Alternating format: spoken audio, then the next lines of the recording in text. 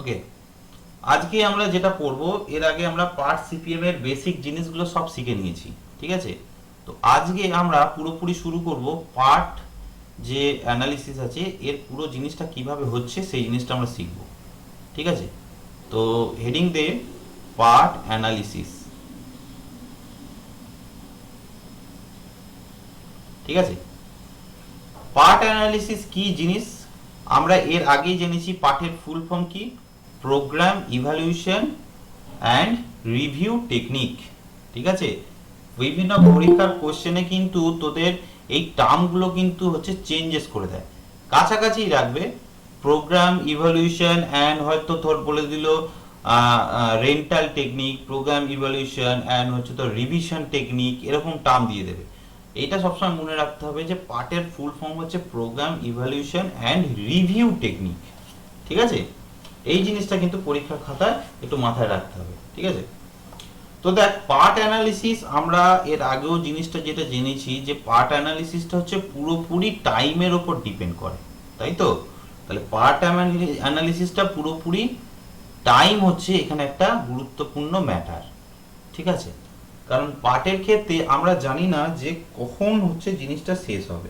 যত সময় যাবে কাজের হচ্ছে তোর কষ্টের পরিমাণ তত বাড়তে থাকে। ঠিক আছে, তো এই যে টাইমটা, সেইটাকে আমরা প্ল্যানিং কন্ট্রোলের ক্ষেত্রে যখন প্ল্যানিং আর কন্ট্রোলিং করব তখন হচ্ছে আমরা তিনটে ভাগে ভাগ করতে পারি। এই যে টাইম এস্টিমেটটা আমরা একটা তো নির্দিষ্ট, যাই হোক না কেন যতই হোক আমাদের একটা নির্দিষ্ট টাইম ধরে তো এগোতে হবে। ঠিক আছে, তো এই টাইম এস্টিমেটটাকে আমরা তিনটে ভাগে ভাগ করতে পারি পার্ট অ্যানালিসিসে। টাইম এস্টিমেট, এটা কিন্তু খুব ইম্পর্টেন্ট জিনিস পড়াতে যাচ্ছি, এখান থেকে কোশ্চেন আসে। ঠিক আছে, তো টাইম এস্টিমেটকে আমরা তিনটে ভাগে ভাগ করি পার্ট অ্যানালিসিসে। এক নম্বর হচ্ছে দ্য অপটিমিস্টিক টাইম,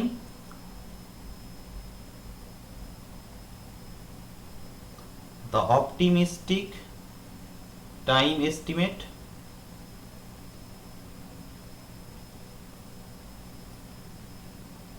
দ্বিতীয় নম্বর হচ্ছে দ্য পেসিমিস্টিক, সরি প্রেসি নয় পেসি, পিইএসএস, পেসিমিস্টিক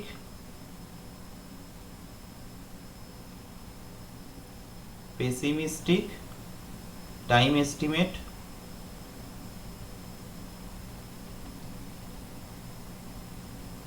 আর তৃতীয় নম্বর হচ্ছে the most likely time estimate.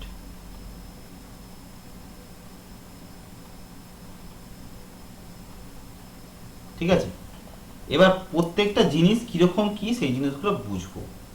ঠিক আছে, ধর তোকে একটা রিসার্চের জন্য আমি বললাম যে একটা টাইম সেট করো। ঠিক আছে, তোকে একটা টাইম সেট করতে দিল, তুই যখন রিসার্চ পেপারটা যখন শুরু করবি তোকে জিজ্ঞাসা করলো যে তুই কত দিনের মধ্যে কমপ্লিট করতে পারবি। তুই বললি যে আমার সমস্ত কিছু যদি সিচুয়েশন, সমস্ত কিছু ওয়েদার থেকে শুরু করে সমস্ত কিছু ধর, তুই একটা এক্সাম্পল ধর, তুই একটা রকেট লঞ্চ করতে যাচ্ছিস। ঠিক আছে, তোকে একটা রকেট বানানোর দায়িত্ব দেওয়া হলো যে তুমি এটা কতদিনের মধ্যে কমপ্লিট করবে। ঠিক আছে, তো তখন তোকে তিন ধরনের টাইমের কথা তোকে বলতে হবে। ঠিক আছে, প্রথমটা হচ্ছে অপটিমিস্টিক টাইম, মানে হচ্ছে সবচেয়ে কম কত সময় লাগতে পারে। ঠিক আছে, অপটিমিস্টিক টাইম মানে হচ্ছে সবচেয়ে কম কত সময় লাগতে পারে। ঠিক আছে, মানে ধর সমস্ত কিছু তোর আইডিয়াল আছে, ধর রকেটটা বানাচ্ছিস, প্রথম টেস্টেই তো সফল হয়ে গেল। ঠিক আছে, তার মানে কি ওইটা হচ্ছে সবচেয়ে কম টাইম লাগলো আমার, সেই টাইমটাকে বলা হয় অপটিমিস্টিক টাইম। পেসিমিস্টিক টাইম মানে হচ্ছে সবচেয়ে বেশি কত সময় লাগতে পারে। ঠিক আছে, আমার ম্যাক্সিমাম কত সময় লাগতে পারে। আর মোস্ট লাইকলি টাইম মানে হচ্ছে যেটা হচ্ছে অন অ্যান অ্যাভারেজ সবচেয়ে ইউজফুল টাইম, মানে না খুব তাড়াতাড়ি না খুব লেটে, মাঝামাঝি একটা সময়। ঠিক আছে, এই জিনিসটা বোঝাতে পেরেছি কি রে? ক্লিয়ার হয়েছে ব্যাপারটা যে কোনটাকে হ্যাঁ অপটিমিস্টিক টাইম, স্যার, পেসিমিস্টিক? তাহলে বল। তাই টাইম এস্টিমেটের এই ব্যাপারটা তাহলে তো একটা প্রবাবিলিটি থেকে যাচ্ছে, মানে অবশ্যই, তাড়াতাড়ি হতে পারে। এই জন্যই তো প্রবাবিলিটি কার্ড তো এখানে আমরা ইনক্লুড করব, দেখ না, প্রবাবিলিটি কার্ড ইনক্লুড করব। তো অপটিমিস্টিক টাইমকে T0 দিয়ে ডিনোট করি, পেসিমিস্টিক টাইমকে TP দিয়ে ডিনোট করি, আর মোস্ট লাইকলি টাইমকে আমরা অনেক সময় TM অথবা TL দিয়ে ডিনোট করি। ঠিক আছে, TL দিয়ে বা অথবা TM। ঠিক আছে, অনেক জায়গায় দেখবি TM দিয়েও ডিনোট করে। ঠিক আছে, মোস্ট লাইকলি টাইম TL অথবা TM। তাহলে অপটিমিস্টিক টাইমটা আমরা কি বুঝলাম? অপটিমিস্টিক টাইম হচ্ছে shortest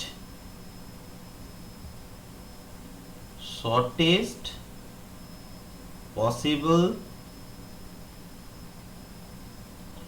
time in which an activity can be completed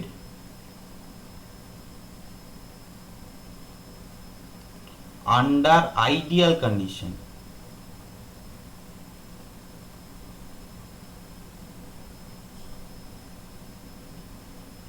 তাই তো, আইডিয়াল কন্ডিশন মানে কি, মানে হচ্ছে সবচেয়ে আদর্শ টাইম থেকে শুরু করে ম্যান পাওয়ার থেকে শুরু করে ম্যানেজমেন্ট ফিনান্স সমস্ত দিক থেকে একদম আইডিয়াল কন্ডিশন আছে, তবেই তো কাজটা খুব তাড়াতাড়ি কমপ্লিট হবে। তো সেইটাকেই বলা হচ্ছে যে অপটিমিস্টিক টাইম। আর পেসিমিস্টিক টাইমটা লেখ, লেখ the maximum time, the maximum time that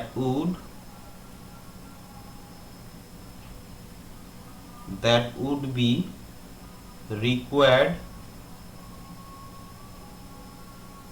to complete the activity। ঠিক আছে, একটা অ্যাক্টিভিটিকে কমপ্লিট করতে গেলে ম্যাক্সিমাম আমার কতটা টাইম লাগছে। ঠিক আছে, এখানে আমরা টিপি দিয়ে ডিনোট করলাম। আর দ্য মোস্ট লাইকলি টাইমটা লেখ, দ্য মোস্ট প্রবাবল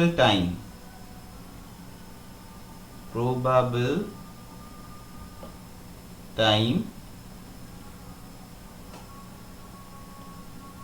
কমা দিয়ে লেখ, দ্য মোস্ট প্রবাবল টাইমটা লিখলেই হবে শুধু। ঠিক আছে, এটা লিখলেই তো মোটামুটি বুঝে যাচ্ছে দ্য মোস্ট প্রবাবল টাইম। ঠিক আছে, এবার এই যে টাইম যেটা আমরা পরপর লিখলাম, এই যে তিনটে টাইম আমরা দিলাম, সেইটাকে যদি আমরা একটা গ্রাফের থ্রু দিয়ে বা প্রবাবিলিটি একটা গ্রাফ বা ফ্রিকোয়েন্সি একটা ডিস্ট্রিবিউশন কার্ভ দিয়ে যদি আমরা বোঝাই, সেটা কিরকম হবে? সেটা হবে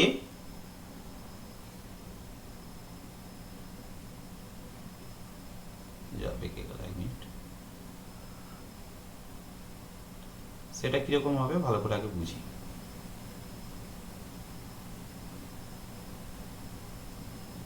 এটা কিরকম আছে? তো এইদিকে দিলাম নাম্বার অফ অ্যাক্টিভিটি। ঠিক আছে, ঠিক আছে, স্যার কিসের গ্রাফটা আঁকছেন?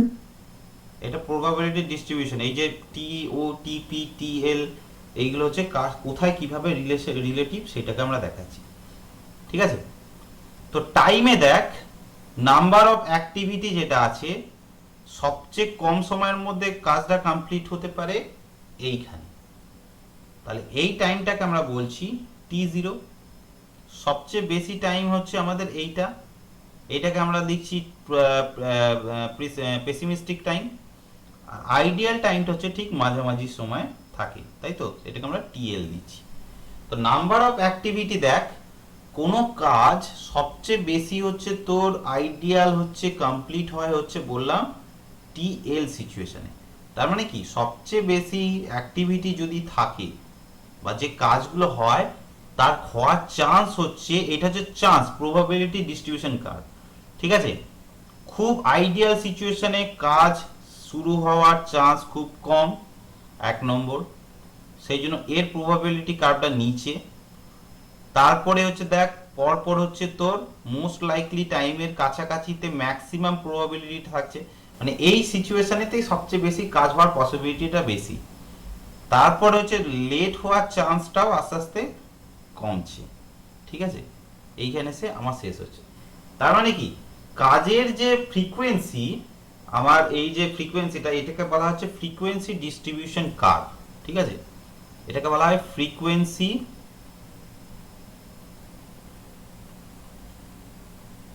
Distribution curve. ঠিক আছে, কত ফ্রিকোয়েন্সি হচ্ছে কাজ এই সময়ের মধ্যে হতে পারে। ধর এইটা হচ্ছে 5%, ঠিক আছে, এটা ধর 5%, এটা ধর 5%, এই জায়গাটা, বাকি যে জায়গাটা আছে পুরোটা হচ্ছে তোর ধর 90%, তাই তো? তার মানে কি, খুব তাড়াতাড়ি হওয়ার চান্স 5%, খুব লেটে হওয়ার চান্স হচ্ছে তোর 5%, আর বাকি টাইমটা হচ্ছে মোস্ট লাইকলি টাইমের কাছাকাছির মধ্যে পড়ছে। মোস্ট লাইকলি টাইম মানে হচ্ছে তোর এর আশেপাশের যে অঞ্চলটা আছে সেই অঞ্চলটাকে বলা হচ্ছে মোস্ট লাইকলি টাইম। ঠিক আছে, এবার ধর এই যে কার্ভগুলো আছে, অনেক সময় এই কার্ভগুলো তো এরকম ভাবে আইডিয়াল সিচুয়েশনে নাও থাকতে পারে। আমার ধর কিছু কার্ভ হলো এরকম, দু ধরনের আমি কার্ভ দেখাচ্ছি, এইটা একটা কার্ভ দেখালাম, আর দুটো ধরনের কার্ভ দেখাচ্ছি। এখন এই কার্ভ যেগুলো আছে সেইগুলো হচ্ছে আমাদের অনেক সময় এরকম হতে পারে। যদি এরকম হয় এটার মানেটা কি বল, আর যদি এরকম হয় এটার মানেটা কি বল? প্রথমটার মানেটা কি বল?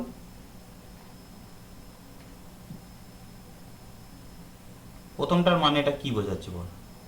এটা টিও, এটা টিএল, এটা টিপি। স্যার এভারেজ টাইমটা একটু আগে চলে আসছে না? হ্যাঁ, সেটার মানেটা কি? তার মানে টিও, টিএল, টিপি।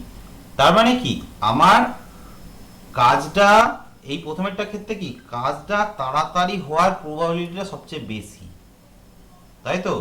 কাজটা লেট হওয়ার চান্সটা খুব কম। সেই জন্য দেখ মোস্ট লাইকলি টাইমটা অপটিমিস্টিকের কাছাকাছি দিকে চলে এসছে। মানে কি, মানে আমার কাজটা তাড়াতাড়ি হওয়ার প্রবাবিলিটিটা অনেকটা বেশি। এইটা দূরে সরে যাওয়ার মানেটা কি? তার মানে কি, কাজটা লেট হওয়ার প্রবাবিলিটিটা সবচেয়ে বেশি। ব্যাপারটা বোঝাতে পারলাম যে এই দুটো কার্ভের মিনিংটা কি বলতে চাইছে, যে এই দুটো কাজ কখন কিভাবে কমপ্লিট হতে পারে সেটা হচ্ছে এই কার্ভের উপর দিয়ে ডিপেন্ড করছে। বুঝে গেছিস? এটা বুঝে গেছে? ক্লিয়ার হলে তারপর বল, নেক্সট পেজে যাব। সাধারণ ছবি লিখে দিই। চল পড়া।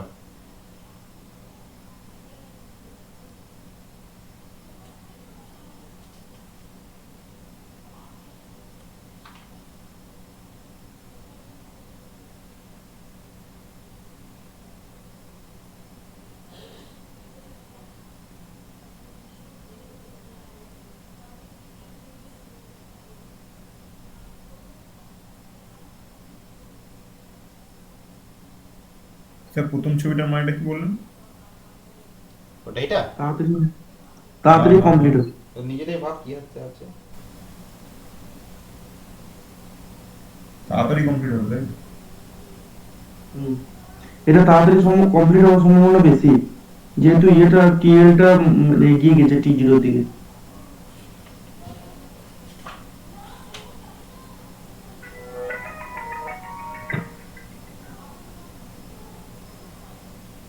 ঠিক আছে, আচ্ছা এই যে কার্ভটা, এই ধরনের কার্ভকে একটা লিখে রাখ, এটাকে বলা হয় ইউনিমোডাল কার্ভ। ইউনিমোডাল কার্ভ,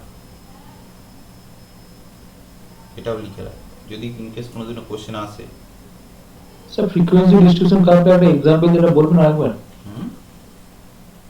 ফ্রিকোয়েন্সি ডিস্ট্রিবিউশন আমি কার্ভটা এক্সাম্পল দিয়ে বোঝাচ্ছি, আমি এক্সাম্পল দিয়ে বোঝাচ্ছি, আগে এটা করে নে, আমি একটা এক্সাম্পল দিয়েই তোদের বোঝাবো।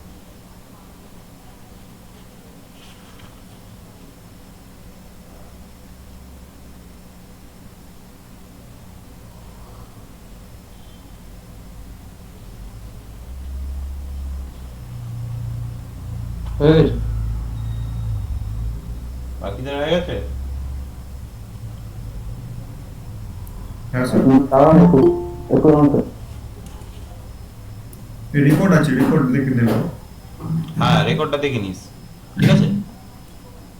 চল, তো এই যে ফ্রিকোয়েন্সি ডিস্ট্রিবিউশন কার্ভ যেটা করছি, সাপোজ ধর আমাকে একটা বললো যে আমার একটা কাজ খুব তাড়াতাড়ি হচ্ছে 3 দিনের মধ্যে কমপ্লিট হয়ে যেতে পারে, বললো যে আমার ম্যাক্সিমাম কাজটা কমপ্লিট হতে পারে 7 দিন লেগে যেতে পারে, আর আমাকে বললো যে সবকিছু মোটামুটি আইডিয়াল থাকলে এটা 4 দিনের মাথায় কমপ্লিট হয়ে যাওয়ার কথা, মানে অ্যাভারেজ টাইম লাগতে পারে 4 দিন। তাহলে এর কার্ভটা কিরকম হবে? কার্ভটা যদি আমরা আঁকি, এটা 1 দিন, 2 দিন, 3 দিন, 4 দিন, 5 দিন, 6 দিন, 7 দিন, ঠিক আছে? তাহলে 3 দিনের মাথায় হচ্ছে আমার অপটিমিস্টিক টাইমটা, তাই তো? তাহলে এইটা হচ্ছে তোর টিও। 4 দিনের মাথায় আমার পেসিমিস্টিক টাইম, মোস্ট লাইকলি টাইমটা, আর 7 দিনের মাথায় হচ্ছে আমার অপটিমিস্টিক টাইমটা, পেসিমিস্টিক টাইমটা। তাহলে কি এর কার্ভটা দেখ কিরকম হলো? এইভাবে হলো না? ব্যাপারটা বোঝা গেছে? এই যে কার্ভের যে আমি অপটিমিস্টিক পেসিমিস্টিক এই যে জিনিসগুলো করলাম, এইটা থেকে আমরা এক্সপেক্টেড টাইম ক্যালকুলেশন করব, ঠিক আছে? কিভাবে আমার মোটামুটি বেসিক সময় লাগতে পারে কত, কম সময় লাগতে পারে কত, আইডিয়াল সবচেয়ে অ্যাভারেজ কত সময় লাগতে পারে, সমস্ত কিছু করে আমরা একটা এক্সপেক্টেড টাইম বার করি। যেটাই হচ্ছে যে কোনো প্রজেক্টের ক্ষেত্রে আমরা যে টাইমগুলো বাউন্ডেড করি। ধর একটা এলএনটি প্রজেক্ট করছি, এলএনটিকে বলা হলো যে তুমি তোমার 2 বছরের মধ্যে একটা ব্রিজ কমপ্লিট করবে। এই যে ক্যালকুলেশনটা 2 বছরের মধ্যে তুমি ব্রিজটা কমপ্লিট করবে, এইটা কিভাবে করে? এই যে actually optimistic time, pessimistic time, most likely time, এদের ক্যালকুলেশনের উপর বেস করে বানায়, ঠিক আছে? কিরকম? যে ব্রিজটা কমপ্লিট করতে গেলে প্রত্যেকটা পায়ার আমার কতদিন অন্তর অন্তর ঢালাই করতে হবে, কতটা আমার এই কাজগুলো করতে করতে কত সময় লাগতে পারে, সমস্ত কিছু ক্যালকুলেশন করে, মানে সেটা হচ্ছে একদম আইডিয়াল কন্ডিশনে সমস্ত কিছু ক্যালকুলেশন করে আমি একটা দেখে নিলাম যে ধর আমার 1.5 বছরের মধ্যে কমপ্লিট হয়ে যাওয়ার কথা, আইডিয়াল সমস্ত কন্ডিশন। এবার আমি দেখলাম যে যদি সিচুয়েশন খারাপ হয়, ধর নদীতে জলের পরিমাণ বেড়ে গেল, ঠিক আছে, বা ফিনান্সিয়াল কোনো প্রবলেম হয়ে গেল, 6 মাস ডিলে হয়ে গেল, হয়ে গেল, তো সেখানে আমি দেখলাম যে আমার 4 বছর আমার লেগেই যাচ্ছে, যদি সমস্ত ফ্যাক্টর যদি করে 4 বছর লেগে যেতে পারে, ঠিক আছে? তো তার মাঝামাঝি একটা সময় হচ্ছে আমাদের জেনারেলি প্রিভিয়াস যে রেকর্ডগুলো আছে, যে ব্রিজ কমপ্লিট করতে মোটামুটি কত টাইম লেগেছে, সেইটা ধর আমাদের লেগে গেল তোর 2.5 বছর, ঠিক আছে? তো এইভাবে যে আমরা ক্যালকুলেশনগুলো করছি, সেইখান থেকেই আমাদের এই কার্ভটা হয়, ঠিক আছে? এই কার্ভ থেকেই আমরা ক্যালকুলেশন করে মোস্টলি যে এক্সপেক্টেড টাইম, কতটা টাইম আমরা হচ্ছে তোর কোনো একটা প্রজেক্ট শুরু হওয়ার আগে ডিপিআর যখন বানাবি, তখন যে টেন্ডারটা হয়, তখন যে বলে দেয় যে তোমাকে এই টাইমের মধ্যে কমপ্লিট হতে পারে। ধর একটা ব্রিজ বানাচ্ছিস, তুই তো আর তাকে বলবি না তুই 6 মাসের মধ্যে বানিয়ে দাও, সম্ভব নয়।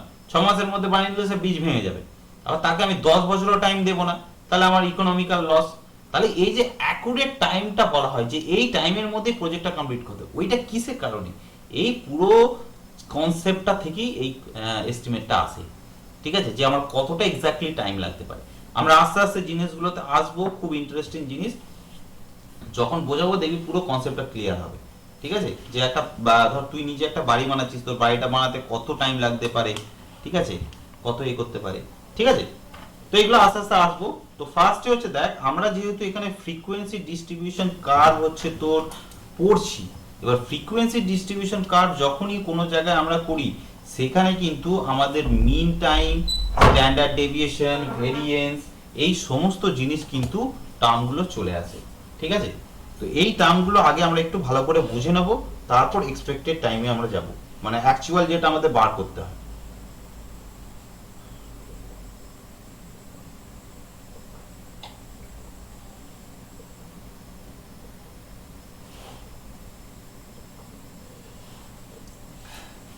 ঠিক আছে?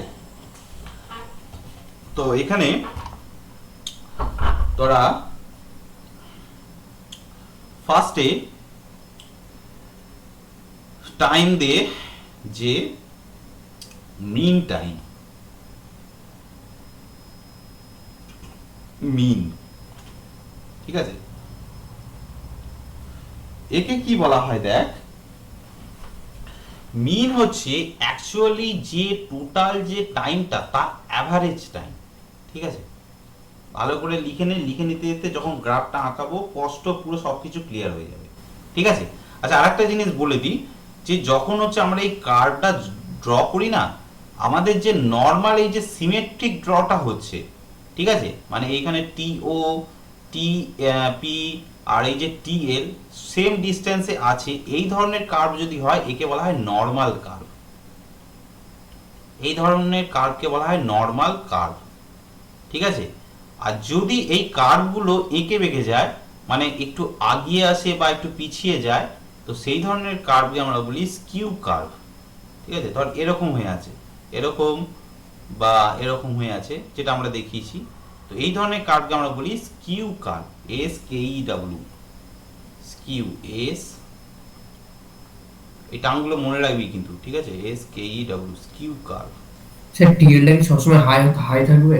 হ্যাঁ, মোস্ট লাইকলি টাইম মানে কি, ম্যাক্সিমাম পূর্বের অভিজ্ঞতা থেকে আমরা দেখেছি যে ওই টাইমটা সবচেয়ে বেশি হওয়ার চান্স বেশি। আমার দেখ, সবচেয়ে কম সময় লাগার চান্স তো খুবই কম, আবার সবচেয়ে বেশি টাইম লাগার চান্স তো খুবই কম। যে টাইমটা হচ্ছে সবচেয়ে বেশি লাগতে পারে, যে টাইমটা জেনারেলি আমাদের লাগে, ঠিক আছে, আমি ধর বলছি এলএনটিকে বলছে যে ব্রিজটা এলএনটি হিসাব করে দেখা যাচ্ছে সবকিছু আইডিয়াল থাকলে বলছে আমি 1 বছরের মধ্যে কমপ্লিট করে দিতে পারবো।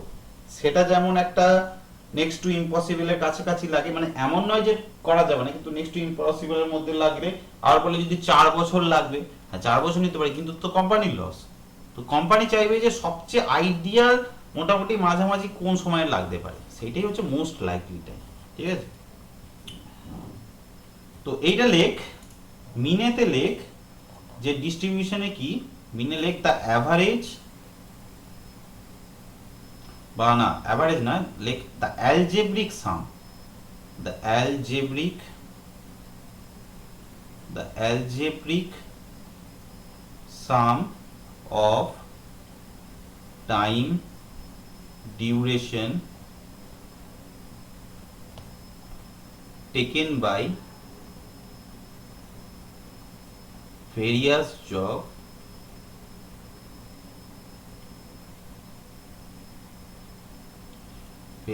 jobs divided by the number of jobs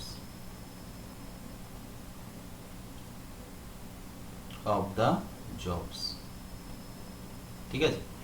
তো এটা হচ্ছে এক কথা বলতে গেলে টাইম টি এম, যেটা টি এম দিয়ে ডিনোট করি, সেটা কি ভেরিয়াস, ওটা কি?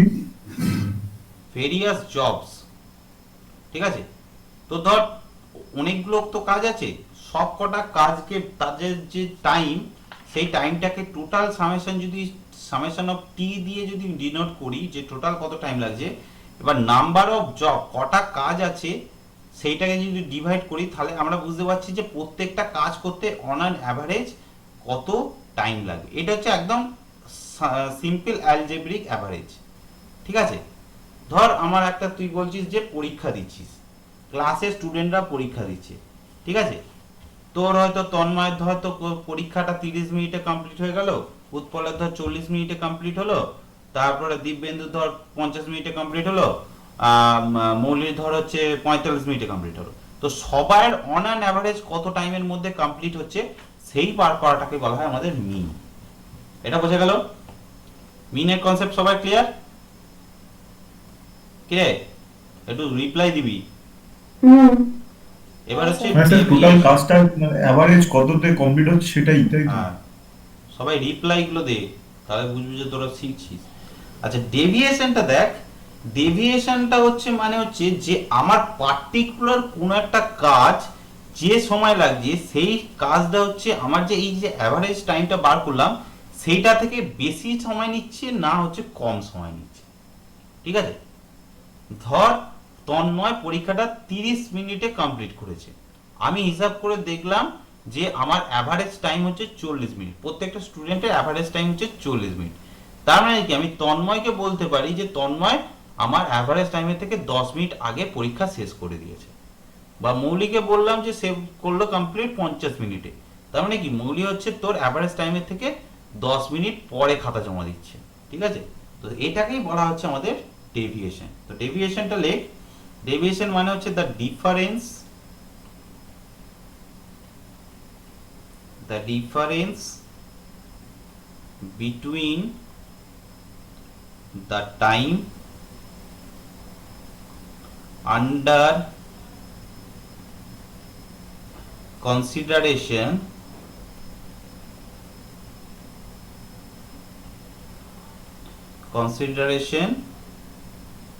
and the mean time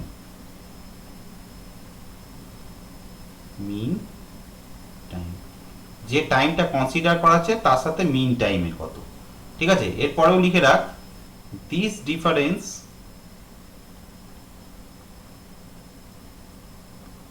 difference may be either positive or negative, যেটা আমি বলছিলাম, ঠিক আছে। ঠিক আছে, এবার ডেভিয়েশনটাকে আমরা কি দিয়ে ডিনোট করি? ডেভিয়েশনটাকে এইভাবে, এটা কি ডেল্টা, তাই তো, ডেল্টা সাইন দিয়ে ডিনোট করি। তাহলে যে কোনো টাইমকে হচ্ছে, যে টাইমটা হচ্ছে সেটাকে আমরা টি দিয়ে ডিনোট করছি, মাইনাস টাইম মিন, ঠিক আছে। এটা ডেভিয়েশনটা সবার কমপ্লিট ক্লিয়ার হয়ে গেল সবার? সাহেব বুঝতে পারছিস? ডেভিয়েশনটা আরেকবার বলুন না। ডেভিয়েশনটা মানে কি, আমি একটা সিম্পল যেটা এক্সাম্পল দিয়ে বোঝালাম, যে ক্লাসে তোরা যতজন আছিস, তোদের পরীক্ষা নিচ্ছি, তোরা অ্যাভারেজ হচ্ছে 40 মিনিটে, 60 মিনিট টাইম দেওয়া আছে, 40 মিনিটের মধ্যে সবাই অ্যাভারেজ কমপ্লিট করলি পরীক্ষাটা। তার মানে কি, এখানে মিন টাইম কত? 40 মিনিট, তাই তো। এবার ধর তন্ময় বললাম যে 30 মিনিটে পরীক্ষাটা কমপ্লিট করে দিয়েছে, তাহলে সেক্ষেত্রে তন্ময়ের ডেভিয়েশন কত? -10, মানে 40 মিনিটে কমপ্লিট করছে অ্যাভারেজ স্টুডেন্ট সবাই, কিন্তু তন্ময় কমপ্লিট করছে 30 মিনিটে। তার মানে কি, তন্ময় হচ্ছে 10 মিনিট আগে কমপ্লিট করে ফেলছে, তাহলে তন্ময়ের ডেভিয়েশন কত? -10। এবার দেবায়ন ধর 50 মিনিটে কমপ্লিট করছে, তার মানে দেবায়নের ডেভিয়েশন কত? +10। তার মানে কি, সে হচ্ছে অ্যাভারেজ যে স্টুডেন্টরা তাদের থেকে হচ্ছে 10 মিনিট পরে খাতা জমা দিচ্ছে, আর তন্ময় কি করছে? অ্যাভারেজ স্টুডেন্টদের থেকে 10 মিনিট আগে খাতা জমা দিচ্ছে। ব্যাপারটা ক্লিয়ার? হ্যাঁ হ্যাঁ। চলো এবার নেক্সট যাই। নেক্সট যে টার্মটা সেটা হচ্ছে আমাদের ভ্যারিয়েন্স।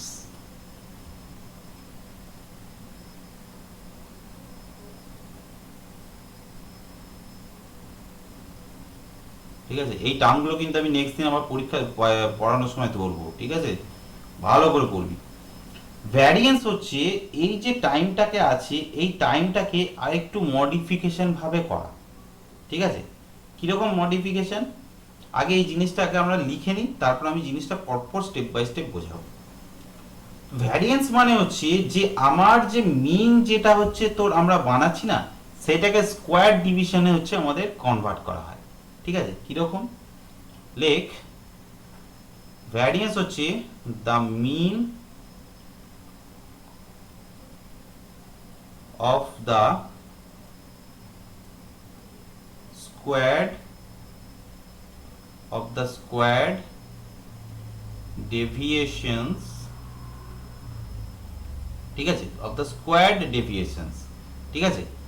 একে কিরকম ভাবে ডিফাইন করা দেখ, ভ্যারিয়েন্সের ডেফিনেশনই ডিফাইন হচ্ছে সিগমা স্কোয়ার দিয়ে ডিনোট করি, ঠিক আছে। এই সিগমা স্কোয়ারের মিনিংটা হচ্ছে আমরা যে ডেভিয়েশনটা করলাম না, যে কতটা ডেভিয়েট হচ্ছে, সেই ডেভিয়েশন প্রত্যেকটা ডেভিয়েশনকে সামেশন করে তার স্কোয়ার করা হয়, মানে সরি, প্রত্যেকটা ডেভিয়েশনের স্কোয়ার করে তার সামেশন করা হয়, বাই হচ্ছে টোটাল নাম্বার অফ অ্যাক্টিভিটি, মানে কতজন স্টুডেন্ট ছিলিস, মানে ব্যাপারটা বুঝতে পারছিস। ধর আমার এখানে অ্যাভারেজ টাইম হচ্ছে 40 মিনিট বললাম, ঠিক আছে। স্টুডেন্ট 1 নম্বর যে স্টুডেন্ট, সে কমপ্লিট করলো 30 মিনিটে, 2 নম্বর স্টুডেন্ট সে কমপ্লিট করলো 35 মিনিটে, 3 নম্বর স্টুডেন্ট সে কমপ্লিট করলো 40 মিনিটে, 4 যে সে করলো হচ্ছে ধর 47 মিনিটে, 5 যে করলো সে ধর 50 মিনিটে করলো। তাহলে এর ক্ষেত্রে ডেভিয়েশন কত? -10। এর ক্ষেত্রে কত? -5। এর ক্ষেত্রে কত? 0, মানে এটা ডেল্টাটা বলছি, তাই তো। এর ক্ষেত্রে কত? 7। এর ক্ষেত্রে কত? 10, ঠিক আছে। এবার এই যে প্রত্যেকটা ডেভিয়েশন আছে এইটাকে এবার যদি স্কোয়ার করি তাহলে দেখ নেগেটিভটা পজিটিভ হয়ে যাচ্ছে। এর ক্ষেত্রে কত হচ্ছে 100, এর ক্ষেত্রে হচ্ছে 25, এর ক্ষেত্রে হচ্ছে 0, এর ক্ষেত্রে 7 7 49, এর ক্ষেত্রে আবার 100। এই যে সবকটা হলো, সবকটাকে যদি আমি যোগ করি সেটাকেই বলা হচ্ছে সামেশন অফ ডেভিয়েন্স স্কোয়ার। এবং এখানে কতজন আছে? 5 জন আছে, তার মানে যে ভ্যালুটা আসবে সেটাকে 5 দিয়ে ভাগ করে দিলাম। ঠিক আছে, তাহলে এইটাকেই অ্যাকচুয়ালি যদি মডিফিকেশন ভাবে আমরা লিখি সেটা কিভাবে লিখবো? Summation of t minus t average the square by n. কি রে, বোঝা গেছে? হ্যাঁ স্যার। ঠিক আছে, তো ডেভিয়েন্স যেটা হচ্ছে আমাদের সবসময় পজিটিভ হওয়ার পসিবিলিটিটাই মানে বেশি। ঠিক আছে, নেগেটিভ জেনারেলি হয় না। এর ভ্যালু হচ্ছে যদি ইন্ডিভিজুয়ালি যদি 0 না হয়, প্রত্যেকটা ডেভিয়েন্স মানে প্রত্যেকে হচ্ছে তোর 40 মিনিটেই কমপ্লিট করছে, এইটা যদি পসিবল না হয় ডেভিয়েশন কিন্তু কোনোদিনও 0 হতে পারে না। এই সরি, ভ্যারিয়েন্স কিন্তু কখনো 0 হয় না। তো এইখানটা আমরা একটু নোট আকারে লিখে রাখবো। এখানটা নোট আকারে লেখ সবাই, নোট আকারে লেখ।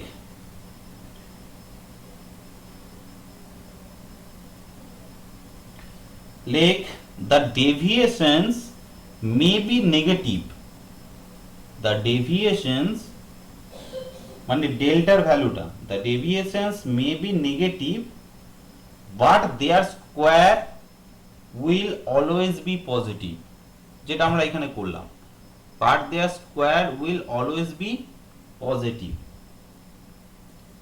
ঠিক আছে, hence variance will always be positive।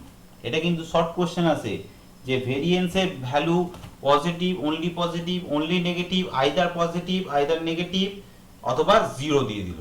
ঠিক আছে, খুব ইম্পর্টেন্ট কোশ্চেন, এটা কিন্তু অনেক সময় পরীক্ষায় এসেছে। তো লাইনটা রিপিট করুন। কি বললাম যে the deviations may be negative, ঠিক আছে, but their squares will always be positive, hence variance will always be positive, hence variance will always be positive.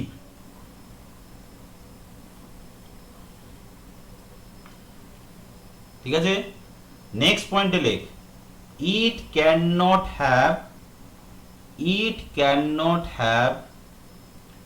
zero value, it cannot have zero value unless each individual deviation is 0। যদি প্রত্যেকটার value এখানে যদি deviation 0 না হয়, summation কখনোই এদের 0 হবে না।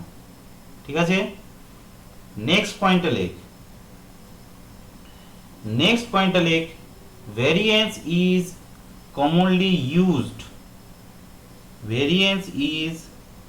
commonly used in statistics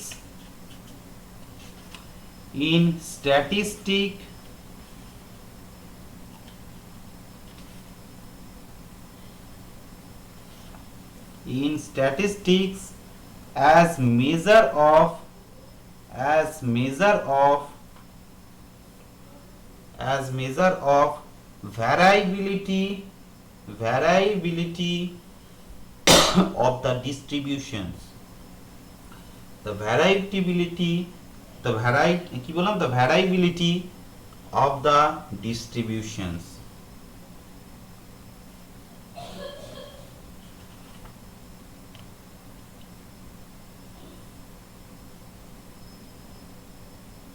sir প্রথম পয়েন্ট, দ্বিতীয় পয়েন্টটা কি বলেন? It can not have zero value unless each individual deviation is zero.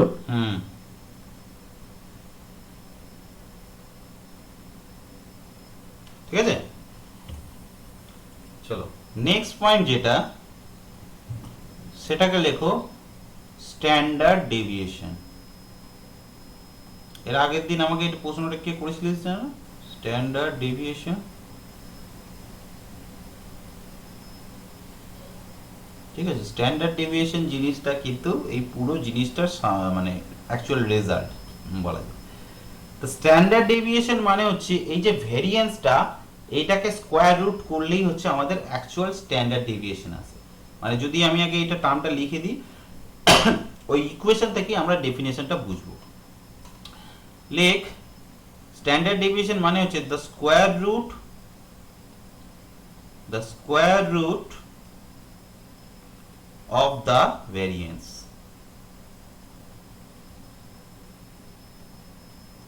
the square root of the variance। the standard deviation কে তাহলে স্কয়ার রুট মানে কি শুধু সিগমা দিয়ে ডিনোট করব। তো সিগমা দিয়ে যদি ডিনোট করি তাহলে এইটা কি রকম সাইন আসবে, দেখ, সামেশন অফ টি মাইনাস টি হচ্ছে মিন তার স্কয়ার বাই এন। এটাই হচ্ছে অ্যাকচুয়ালি স্ট্যান্ডার্ড ডেভিয়েশনের ইকুয়েশন। ঠিক আছে,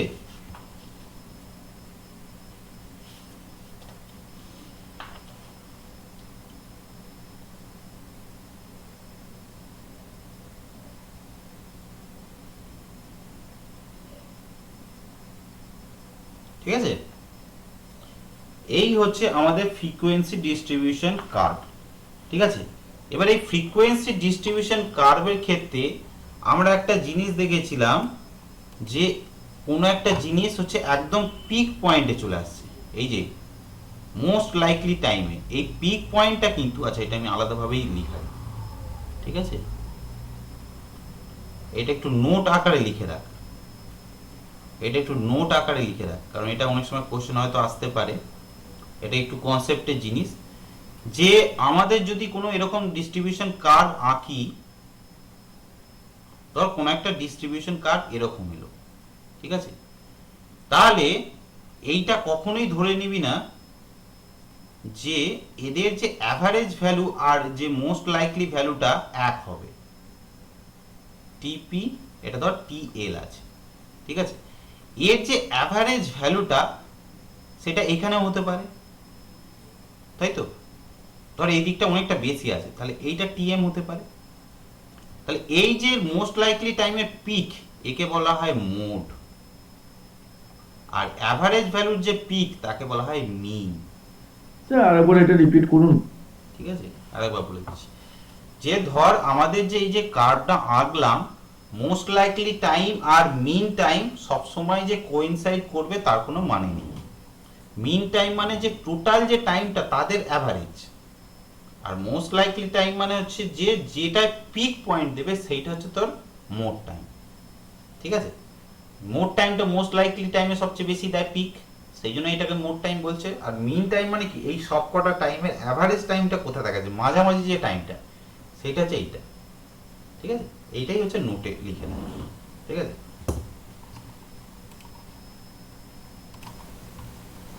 ওকে, তাহলে আমরা এখন পর্যন্ত মিন, স্ট্যান্ডার্ড ডিভিয়েশন কি, এক্সপেক্টেড টাইম কি, এইগুলো সব কিছু আমরা শিখে নিলাম।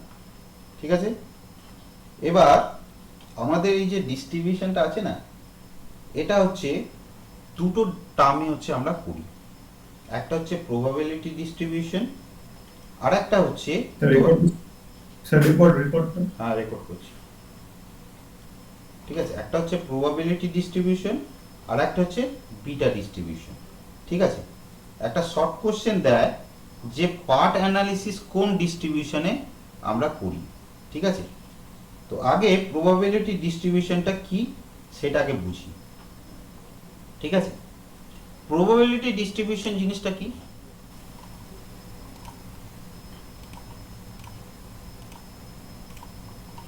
আমাদের যে ডিস্ট্রিবিউশনটা আছে সেটা হচ্ছে তো প্রবাবিলিটি ডিস্ট্রিবিউশন। প্রথমে বলছি, ঠিক আছে, টার্মটা দিচ্ছি প্রবাবিলিটি ডিস্ট্রিবিউশন।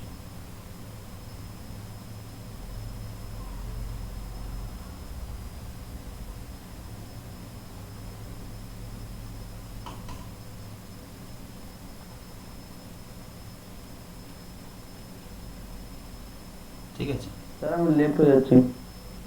কে কবেন?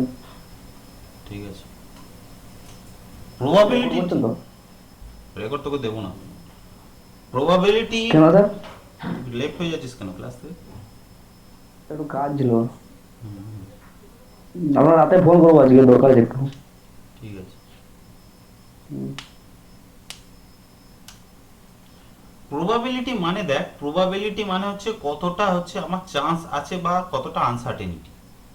প্রবাবিলিটি টার্মটা থেকে আমরা বুঝতে পারছি যে আমার তোর কাজটা করতে কতটা আমার মানে কাজটা কতটা হতে পারে। ঠিক আছে, এই যে প্রবাবিলিটি, এটাকে আমরা এক কথায় বলতে গেলে যেটা বলতে পারি চান্স অ্যান্ড আনসার্টেনিটি।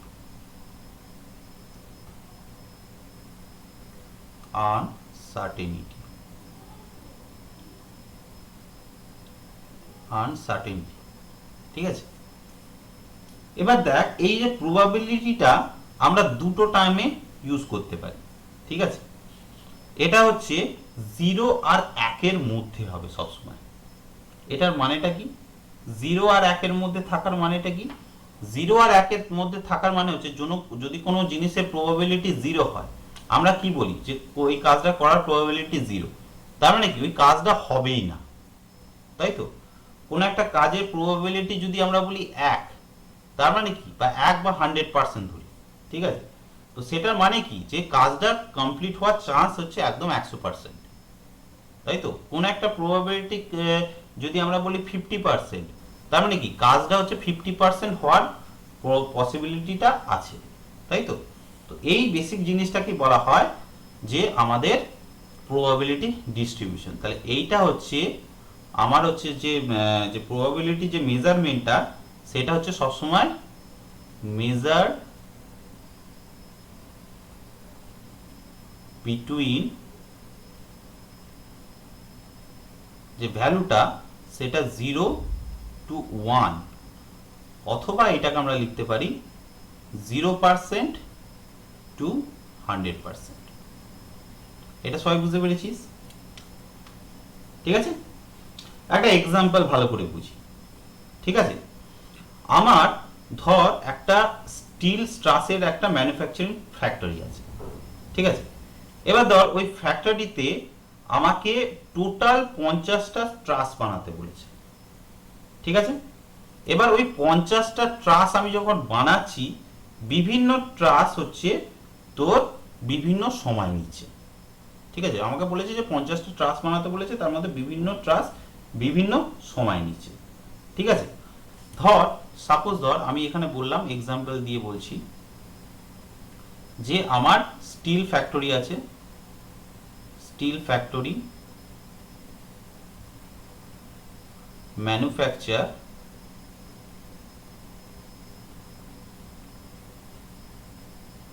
50 ট্রাসেস।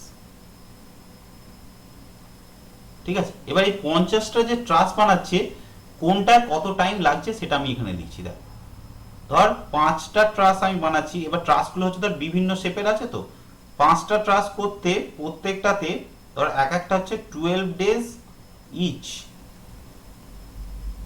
ঠিক আছে, এইভাবে আমরা টার্মগুলো লিখব। ধর 12টা ট্রাস হচ্ছে আমাদের কমপ্লিট হচ্ছে ধর 14 দিন করে প্রত্যেকটা লাগছে, মানে বিভিন্ন শেপের আছে, তো সেইভাবে হচ্ছে 13টা ট্রাস আছে যেগুলো হচ্ছে আমার ধর 15 দিন করে ইচ লাগছে। ঠিক আছে, তারপরে ধর 8টা ট্রাস আছে, এই 8টা ট্রাস করতে ধর 16 দিন ইচ টাইম লাগছে প্রত্যেকটা। আর লাস্টে হচ্ছে 12টা ট্রাস আছে, এইগুলো হচ্ছে ধর আমার 18 দিন ইচ আছে। টোটাল করে দেখ তো 50টা হচ্ছে নাকি।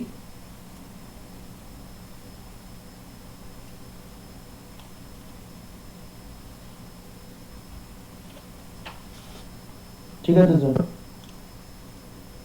হ্যাঁ স্যার। ঠিক আছে, তাহলে হ্যাঁ। এখানে আমার একটা জিনিস ভালো করে দেখ, যে তাহলে আমার 12 দিন ইচ যে টার্মটা আছে, 12 দিনে হচ্ছে যে প্রত্যেকটা যে আমি ট্রাস বানাচ্ছি, এই 12 দিন ইচ ট্রাস করার প্রবাবিলিটিটা কত? 12 দিনে একটা ট্রাস তৈরি করার প্রবাবিলিটি কত? আমার প্রশ্ন আসতে পারে যে 12 দিনে আমি কটা ট্রাস্ট তৈরি করতে পারি। তাহলে দেখ এইখানে 12 দিনে মাত্র 5টা ট্রাস্ট তৈরি করতে পারি, তাই তো? এটা একদম বেসিক জিনিস। 12 দিনে 5টা ট্রাস্ট করতে পারি 50টা ট্রাস্টের মধ্যে। তাহলে 12 দিনের প্রবাবিলিটিটা কত? 12 দিনে একটা ট্রাস্ট করার প্রবাবিলিটিটা কত? তার মানে কি 5টা ট্রাস্ট বাই 50টা ট্রাস্ট ইজ ইকুয়াল টু কত? 5 বাই মানে 10%। তাহলে 12 দিনে আমার ট্রাস্ট তৈরি করার প্রবাবিলিটি কত হচ্ছে? 10%। এবার ধর আমাকে বললো যে 15 দিনে কটা ট্রাস্ট তুমি তৈরি করতে পারবে। তোমার প্রত্যেকটার জন্য আমি 15 দিন করে সময় দিচ্ছি। তাহলে 15 দিনে তুমি কটা ট্রাস্ট তৈরি করতে পারবে? এবার তোরা বলতো 15 দিনে কটা ট্রাস্ট তৈরি করতে পারবো? তোরা নিজে- 13/15। হ্যাঁ, 13/15। এই তো ভুল করলি। 13/50। 15 দিনে 13/50 50। না, 18 এই এখনো ভুল করছিস। দেখ, 30টা ট্রাস্ট করতে পারবো, 30টা। 30টা হয়েছে, 30টা। হ্যাঁ এবার দেখ এখানে ভালো করে বোঝ। 15 দিনের মধ্যে তো 12 দিন 14 দিন এগুলো তো ইনক্লুড হয়ে যাচ্ছে। আমার প্রত্যেকটা ট্রাস্টের জন্য যদি 15 দিন করে সময় দেয়, তাহলে 15 দিনের মধ্যে আমি 12টার যে ট্রাস্ট আছে সেগুলোও কমপ্লিট করতে পারবো, 14টার যে ট্রাস্ট আছে সেগুলো কমপ্লিট করবো, প্লাস 15টা যেগুলো আছে সেগুলো। শুধুমাত্র 16 18 দিনগুলো জায়গায় সেগুলো কমপ্লিট করতে পারবো না। তাহলে এর ক্ষেত্রে কত হচ্ছে দেখ, 5টা ট্রাস্ট প্লাস 12টা ট্রাস্ট প্লাস 13টা ট্রাস্ট বাই টোটাল হচ্ছে 50টা ট্রাস্টের মধ্যে কত হচ্ছে বল আমাকে, কত পার্সেন্ট হচ্ছে? কি করতে চাইছি বুঝতে পারছিস? হ্যাঁ, বুঝতে পেরেছি স্যার। মানে টোটালটা নিয়েই হবে, যেগুলো 14 দিনে আছে সেগুলো তো ধরতে হবে। 12 দিন। তাহলে কত হচ্ছে বল এটা? 5 + 12 + 15 13 ডিভাইডেড বাই 50 তো 0.660। তার মানে কত? 60%, তাই তো? তার মানে আমি যদি বলি যে প্রত্যেকটা ট্রাস্ট করতে হচ্ছে আমার, আমি ম্যাক্সিমাম এক একটা ট্রাস্টের জন্য আমি কোম্পানিকে বললাম যে আমি এক একটা ট্রাস্টের জন্য ম্যাক্সিমাম তোমাকে 15 দিন সময় দিতে পারি। তাহলে কোম্পানি কি বলছে যে আমার এই 15 দিনের মধ্যে 60% ট্রাস্ট কমপ্লিট করতে পারবো, তার থেকে কিন্তু আমি বেশি কমপ্লিট করতে পারবো না, কারণ এইগুলো 16 দিন 18 দিন আমার মিনিমাম লাগবেই। তো এই জিনিসটাকেই কিন্তু আমাদের বলা হয় প্রবাবিলিটি। ঠিক আছে, এই কনসেপ্টটা ক্লিয়ার হয়েছে সবাই?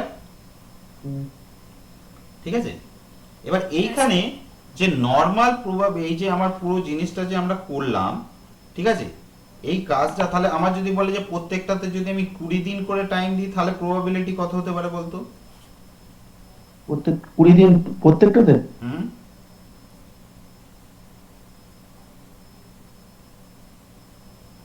তাহলে 5 12 13 8 12 সবগুলো যোগ করে দিতে হবে, তারপর 50% করতে হবে, তার মানে তার ডিভাইডেড বাই 50। ঠিক আছে, 50 বল কেন না। 60 হবে? এইটা তো একদম বেসিক কনসেপ্ট রে, এটা বলতে পারছিস না তোরা? হ্যাঁ তো বলছি তো, মানে 20 দিন যদি টাইম দেয় তাহলে 20 দিনের আগে সবকটাকে যোগ করে দেবো, যতগুলো আছে সবগুলোকে যোগ করবো। কারণ 5 দিনে 12 দিনে 5টা তৈরি হচ্ছে, 14 দিনে 12টা তৈরি হচ্ছে, 15 দিনেও 13টা তৈরি হচ্ছে, এগুলো সবগুলো যোগ করবো, তারপর তার ডিভাইডেড বাই 50 করবো। আরে বাবা 20 দিন করে 100% হয়ে যাবে। হ্যাঁ তো 100% তো এমনি বেসিক কনসেপ্ট তো তো যোগ বিয়োগ করে হ্যাঁ হ্যাঁ 100%, ঠিক ঠিক ঠিক 100%, হ্যাঁ সবকটাই তো তার মধ্যে পড়ছে না। ঠিক ঠিক ঠিক ঠিক, হ্যাঁ ঠিক আছে, এইগুলোই তো বেসিক জিনিস, এগুলো আমাকে মাথায় রাখতে হবে। ঠিক আছে, তো এই যে জিনিসগুলো হচ্ছে এই জিনিসগুলোকে কিন্তু আমাদের বলা হয় তোর প্রবাবিলিটি ডিস্ট্রিবিউশন। এবার এইখানে দেখ, এই যে নর্মাল যে প্রবাবিলিটি আমরা যে ডিস্ট্রিবিউশন করছি, যখন নর্মাল প্রবাবিলিটি ডিস্ট্রিবিউশন টার্মটা আমরা দেব, তার মানেটা হচ্ছে কিছু কিছু জায়গা দেখবি এই টার্মটা দিয়ে দেয় normal probability distribution, normal probability distribution. ঠিক আছে, নর্মাল প্রবাবিলিটি ডিস্ট্রিবিউশন মানে হচ্ছে আমার যে কার্ভটা হবে না, যে ডিস্ট্রিবিউশন যে কার্ভটা সেটা হচ্ছে আইডিয়াল হবে, তাই তো? নর্মাল মানেই আমরা বলেছি নর্মাল যে কার্ভ, যা পেকে গেল,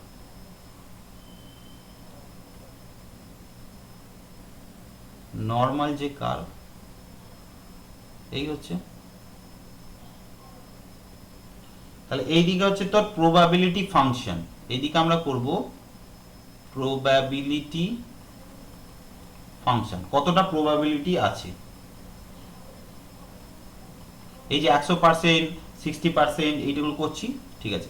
তো এই যখন নর্মাল প্রবাবিলিটি ডিস্ট্রিবিউশনটা করব না, এই প্রবাবিলিটি ডিস্ট্রিবিউশনটাকে আমাদের অনেক সময় বলা হয়, এটা মনে রাখবি, শর্ট কোশ্চেনও আসতে পারে, গাসিয়ান ডিস্ট্রিবিউশন। ঠিক আছে, গাসিয়ান ডিস্ট্রিবিউশন।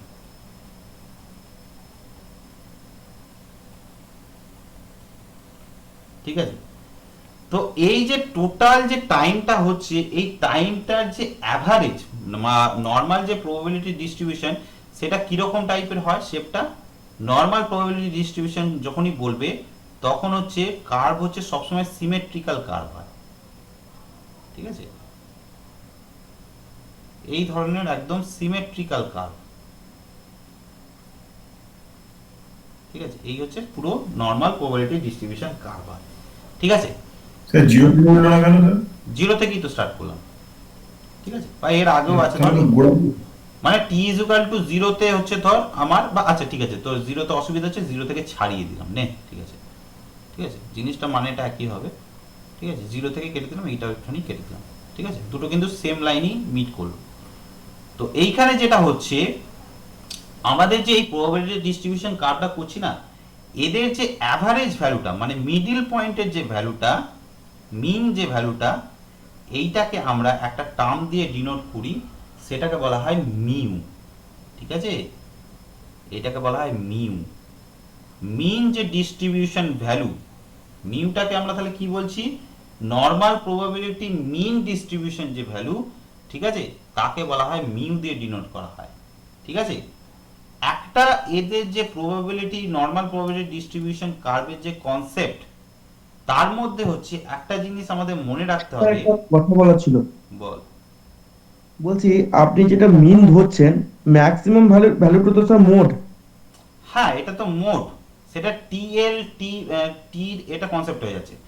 যখন নর্মাল প্রবাবিলিটি কার্ভ হয়, তার ক্ষেত্রে মিন আর মোড হচ্ছে একই পয়েন্টে কাজ করে, তাই তো? কারণ এটা তো সিমেট্রিক্যাল, এদিকেও সমান আছে, এদিকেও সমান আছে, তাহলে দুজনের মিন আর মোডের ভ্যালুটা তো একই জায়গায় মিট করবে, তাই না? এই কনসেপ্টটা বুঝতে পেরেছিস তো?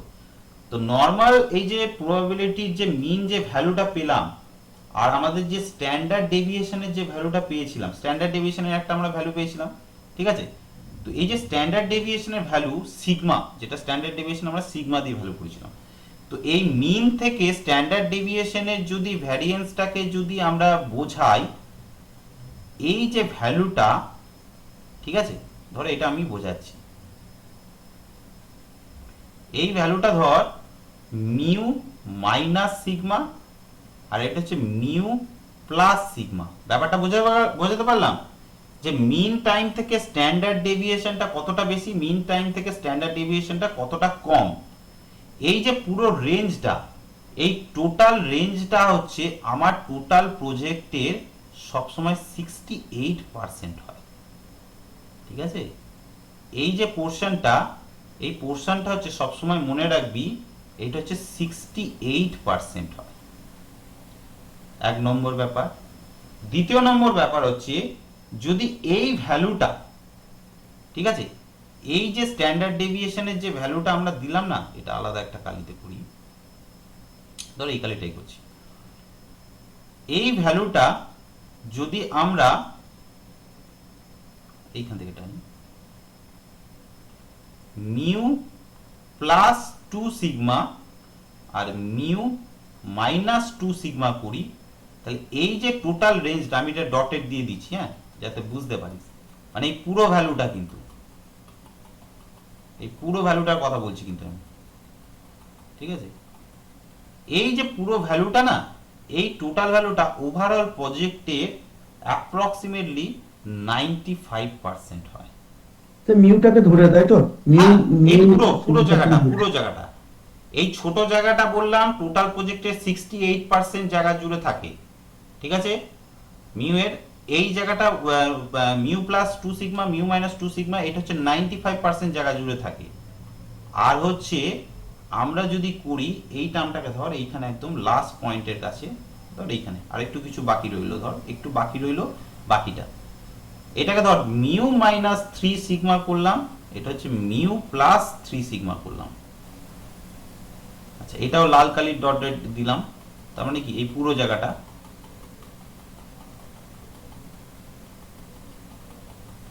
এই যে পুরো ভ্যালুটা ওভারঅল প্রজেক্টের লিখে রাখ 99.7% হয়।